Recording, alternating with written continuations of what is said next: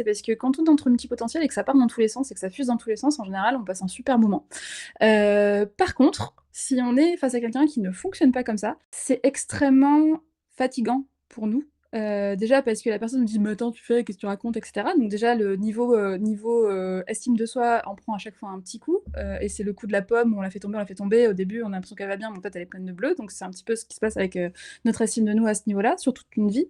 Et quand je vous parlais de la fatigue, que ça implique, quand vous devez faire ce travail, que c'est pas un truc fun parce que vous êtes tout seul à le faire et que vous devez essayer d'expliquer ce qui s'est passé dans votre tête, alors que c'est parti dans tous les sens en quelques secondes à quelqu'un qui ne comprend pas ce qui s'est passé, c'est extrêmement, extrêmement fatigant. Ça va l'être au niveau, perso, au niveau des amis, c'est très difficile du coup d'avoir des potes.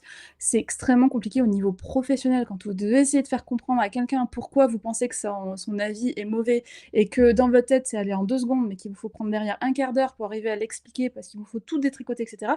C'est une gymnastique intellectuelle qui est extrêmement énergivore et qui demande énormément en termes d'investissement émotionnel, d'intelligence émotionnelle pour arriver à l'expliquer sans dénigrer, sans machin, Mmh. sans Sans juger. s'agacer, sans Mmh. juger, parce qu'il y a des choses qui nous paraissent évidentes, Mmh. qui ne le sont pas du tout à nos interlocuteurs, Mmh mh. et qui peuvent, générer énormément d'émotions, donc une énorme intelligence émotionnelle vis-à-vis des autres, mais aussi vis-à-vis de soi pour arriver à gérer ses émotions et cetera.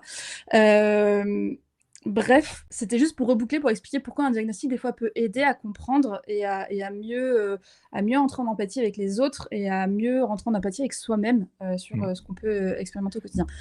Voilà.